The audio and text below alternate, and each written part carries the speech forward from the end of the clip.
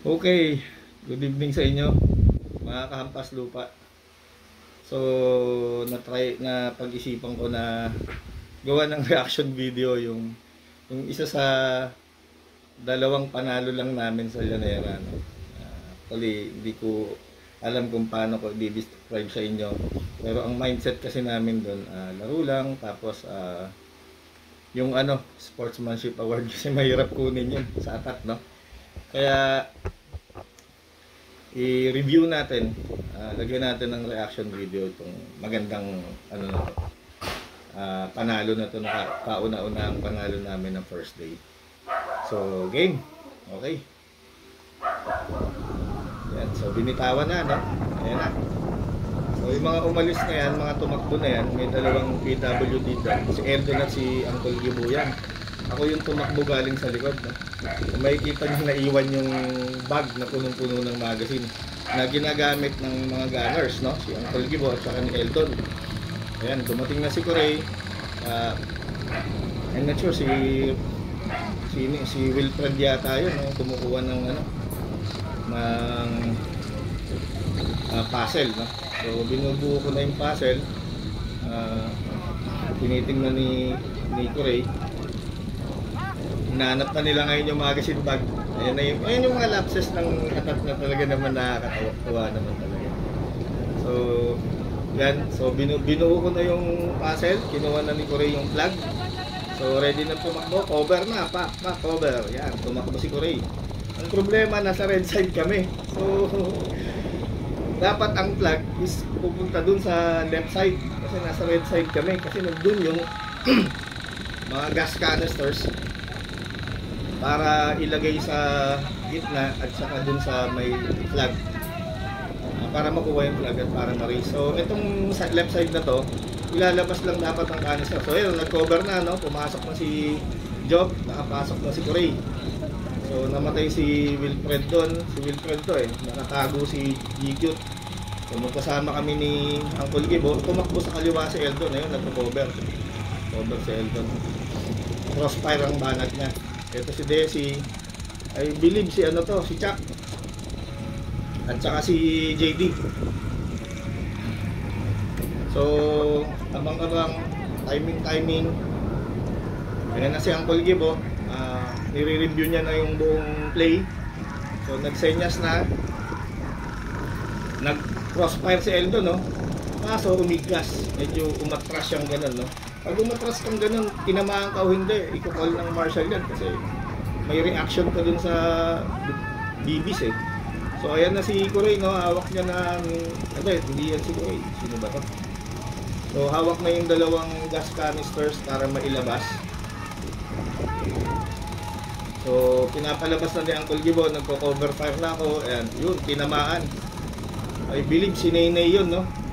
Tinamaan si Nene on the way patago, no? Namatay na rin si Desi, kinol na si GQ. Binalik yung dalawang canister dun sa may open, no? Kinuha pa ni Corey. So lumipat na si Uncle Gibo dun sa left side ko para mag-cover na medyo pa-crossfire.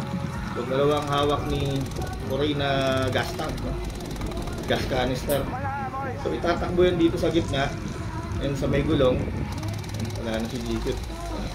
And pwede na kaming mag-cross dun sa kalaban, no? Pero ang gameplay namin talaga dyan, hindi kami gagalaw, no? Kasi nga underpower kami and underman. So kung kaya lang pigilan or maka-mission, no? So tumakbo si Corey, yun. So may na-call dyan eh. Hindi ko lang alam kung si JD o si Corey ang na-call. Tingin ko na-call dyan si JD eh. And kinuha na si JD, no? Siya kasi sana yung sasamang pumasok eh. Nasa loob pa sa left side, nasa loob pa si Job. So piniprepare na ni Chuck yung pagpasok. So lumipat na ako sa right side para mag-cover ng diretso, para hindi na makuha si Corey. And ayan, naka-ready na. So senyas, nagsenyas na si Chuck. Pumutok na ako para mag-cover. Pumasok na si Corey, no? Ang purpose ni Corey dyan is kunin lang yung flag.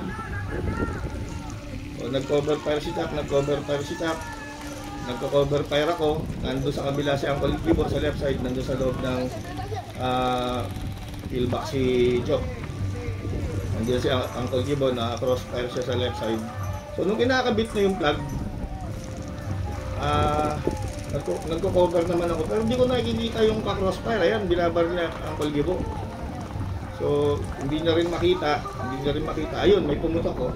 Nakuha si Corey. So nung nakita ko na pumasok na ako. And itong plug kasi na to, medyo nakabuhol pa eh. Yan, so tinitingnan ko pa kung aakyat, no? So yun, umakyat na. Nakita na ni Job yung inaakyat na yung plug. Lumabas na si Job, ayun, no? Lumabas na si Job na. Tapos si Uncle Gibong nag-cover sa left, nasa right si Chuck. So game over. Ay taas natin yung plug. So makita natin diyan ang ganda ng teamwork ng attack, no? Basically ang diskarte lang talaga diyan is ang mission in mind. Nandun yung barilan eh, pero wag kang magbababad doon eh. Ang kailangan yung gumagalaw yung mission. Ang boys para sa mission. So ayun yung isang unang panalo namin sa Llanera, 2 lang wins namin doon. Pero wala kaming talo. Wala kaming talo sa Llanera. So fortunately, wala rin kaming yellow cards or black cards, so wala kaming minus. So solid ang points namin sa win. Kaya pinalad pa namin nakuha yung Sportsmanship Award. Ayan.